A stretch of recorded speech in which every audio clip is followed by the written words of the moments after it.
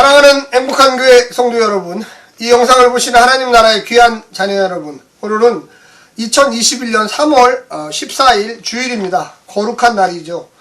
우리가 이 땅에 모여서 여러 가지 일들을 하게 되는데, 특별히 성도들은 예배를 드리게 됩니다. 예배를 드리면서 우리가 하나님의 나라에 어떻게 가야 하는지, 이 땅에서 어떻게 준비를 해야 되는지, 또 이런 이야기들을 많이 하게 됩니다. 하나님 나라가 분명히 2000년 전에 예수님에 의해서 시작됐지만 아직 완성되지는 않았습니다. 그래서 사탄과의 그 전투, 또 영적인 싸움, 이런 일들이 일상으로 되다 보니까 지쳐 있는 성도들도 많이 있습니다.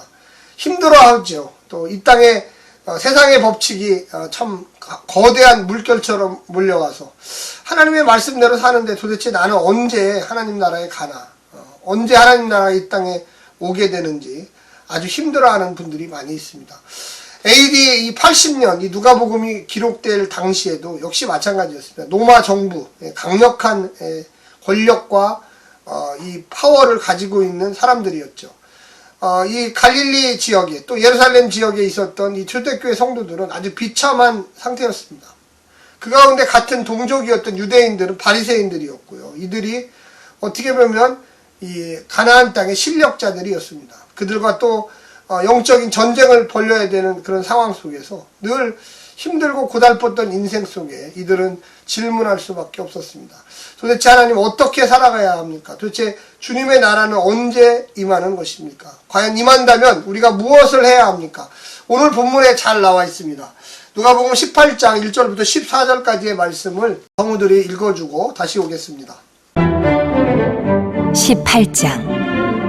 예수께서 그들에게 항상 기도하고 낙심하지 말아야 할 것을 비유로 말씀하여 이르시되, 어떤 도시에 하나님을 두려워하지 않고 사람을 무시하는 한 재판장이 있는데, 그 도시에 한 과부가 있어 자주 그에게 가서 내 원수에 대한 나의 원한을 풀어주소서 하되, 그가 얼마 동안 듣지 아니하다가 후에 속으로 생각하되 내가 하나님을 두려워하지 않고 사람을 무시하나 이 과부가 나를 번거롭게 하니 내가 그 원한을 풀어주리라.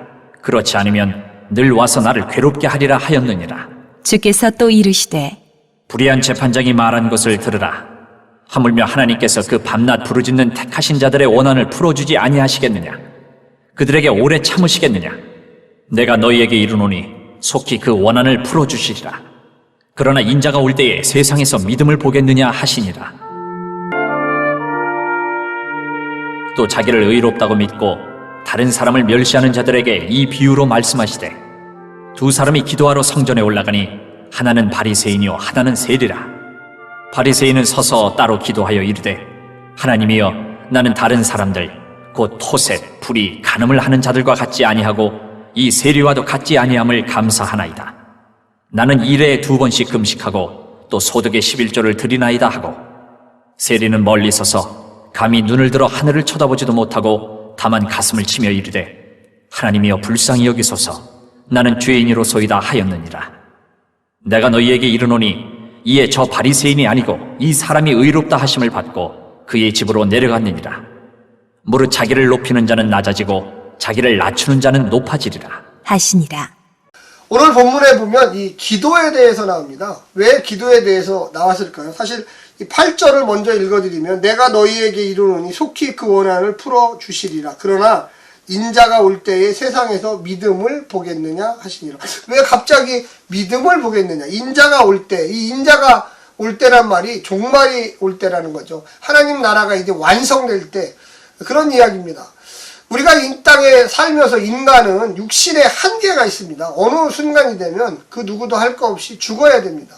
여러 가지 이 사고로도 죽고 전쟁으로도 죽지만 하여튼 이 자연 수명이 끝나는 시간이 다가옵니다. 그런데 이것도 하나의 개인적인 종말이라고 할 수가 있겠습니다. 물론 우주적인 종말, 하나님이 오실 때 지난 2000년간 개별적으로 예수를 믿는 사람들에게 성령님이 오셨습니다. 그래서 그들이 육신의 생이 끝날 때 이제 하나님 나라에 가게 됐죠. 물론 이 본문에서는 우주적인 종말을 이야기할 수도 있습니다. 그런데 우리가 기억해야 될 것은 예수님이 갑자기 기도에 대해서 얘기합니다. 1절에 보면 예수께서 그들에게 항상 기도하고 낙심하지 말아야 할 것을 비유로 말씀해야 돼요. 기도는 도대체 어떤 상황에 합니까? 기도는 누가 합니까? 다급한 사람이 하죠. 예. 왜 주님 빨리 안 오십니까? 벌써 한 세대가 지났습니다. AD 30년 예수님이 죽으셨다가 부활하시고 다시 승천하셔서 하늘나라 가시고 내가 너희들이 보는 이 모습대로 다시 오시라고 했는데 벌써 40년 50년이 지났어요. 그리고 로마 정부가 AD 70년에 예루살렘을 다 파괴하고 예루살렘 성전을 폐쇄하고 다 부셔졌어요. 다 내쫓겨졌어요. 예. 이 정도 됐으면 예수님이 오셔야 되는데 안 오셨단 말이에요. 근데 예수님은 너희 개개인에게 성령을 보내주셨지 않느냐. 내 영이 갔다. 그리고 이 우주적으로 하나님의 심판은 내가 하는 게 아니라 하나님께서 하신다. 그리고 그렇게 살아남은 사람들, 너무 힘듭니다. 어렵습니다. 나는 언제까지 기다려야 되는가. 이들에게 기도하게 되죠. 이들이 하나님께 간구하게 됩니다. 하나님, 언제 당신이 이 땅을 심판하십니까? 언제 다시 오십니까? 하나님 나라는 언제 오십니까? 이때, 바로 이거죠. 낙심하지 말아야 할 것을 비유로 말씀하시되. 그러면서 이 나쁜 재판장이 나옵니다. 과부가 나오죠. 그리고 재판장은 이 과부가 이 소원수리를 하러 온 거예요. 이 재판을 하자고 좀 내 원한을 풀어달라고 해요. 며칠간 와도 안 와요. 그런데 계속 오는 거예요. 와서 좀 풀어주세요 하니까 거기 오면 5절에 이 과부가 나를 번거롭게 하니 내가 그 원한을 풀어주리라. 그렇지 않으면 늘 와서 나를 괴롭게 하리라.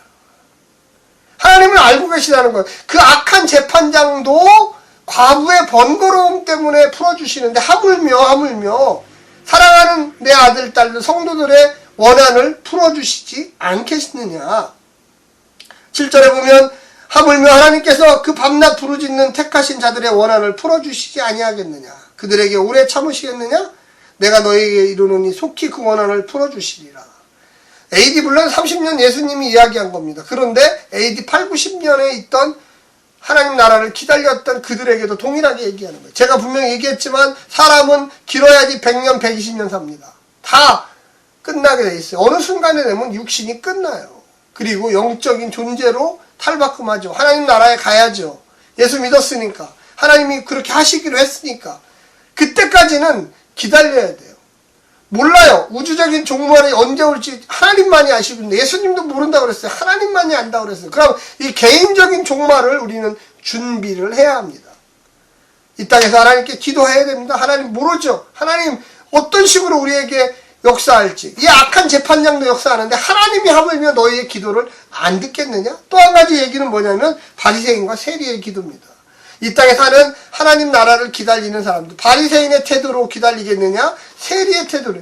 그 당시 AD 1세기의 세리는 아주 나쁜 놈이 매국노예요. 세금을 걷어서 로마에 갖다 바치는 이 악한 나라에다 바치는 사람이에요. 그런데 세리가 예수를 믿고 변해서 예수님의 제자 중에도 마테라가 세리가 있었죠. 삭개오가 있었습니다. 그들이 예수님을 만나고 변했습니다. 그리고 어떻게 했습니까? 여기 오늘 본문에도 나오지만 거기에 보면 13절에 세리는 멀리 서서 감히 눈을 들어 하루를 쳐다보지도 못하고 하나님도 못 보고 고개를 푹 숙이고 뭐라고 했습니까? 다만 가슴을 치며 이르되 하나님이여 불쌍히 여기소서 나는 죄인으로서이다. 근데 반대로 그 당시에 율법을 잘 지키고 학식이 있고 똑똑하다고 했던 바리새인은 하나님의 예배당에 와서 어떻게 했습니까? 성전에 올라가서 바리새인은 서서 따로 기도하여 이르되 따로 기도하여 자기 혼자 이렇게 손을 펴고 기도하여 이르되 하나님이여 나는 다른 사람을 토색 불이 가늠하는 자들과 같지 아니하며 다르다. 구별했어요. 이 세리와도 같지 않습니다. 세리는 저 구석정리에서 들어오지도 못하고 나는 감사합니다. 일에 2번씩 금식하고 또 소득에 11조를 드립니다. 완전히 세리는 창피해서 얼굴도 못 들고 하나님 나는 죄인입니다. 슬피 울고 있어 가슴을 치며 반대로 바리새인은 떳떳하고 나는 토색 불이 가늠 그 어떤 것도 아니고 저 세리는 저 매국노와 같은 행동도 하지 않았습니다. 자랑만 하고 있는 거예요. 예수님이 야 바리새인과 세리 중에 누가 하나님이 이 하나님의 나라에 인도하겠느냐. 세리다. 겸손한 자라. 가난한 자. 낮은 자. 사회적 편견만 가지고 되는 건 아니에요. 하나님은 중심을 보신다고 그랬습니다. 그럼 바리새인은 그럼 죄인 아닙니까? 세리만 죄인입니까? 하나님의 입장에서는 똑같아요. 우리가 착각하는 것 중에 하나예요. 그래서 뭐라고 했습니까? 14절에 내가 너희에게 이르노니 이에 저 바리새인이 아니고 이 사람 세리가 의롭다함을 받고 그 집으로 내려갔느니라. 무릇 자기를 높이는 자는 낮아지고 자기를 낮추는 자는 높아지리라. 이렇게 이야기합니다. 사랑하는 성도 여러분, 우리가 이 땅에 살면서 하나님 나라를 어떻게 기다려야 됩니까? 과부가 끈질기게 재판장에게 자기의 원한을 풀어달라고 외쳤던 것처럼, 그래서 번거롭게 해서 귀찮아 죽겠다는 것처럼 우리 하나님께 기도해야 합니다. 실망, 좌절, 낙심 이런 거, 그래서 항상 기도하고 낙심하지 말아야 된다고 이야기합니다. 우리가 생각하는 것보다 종말은 빨리 옵니다. 개인적인 종말이든 우주적 종말이든 지역적 종말이든 하나님이 인자가 영광을 받을 때에, 영광으로 다시 오실 때에 이 땅에 하나님의 나라가 임한다는 걸 꼭 기억하시고 승리하시기를 간절히 부탁드립니다. 샬롬.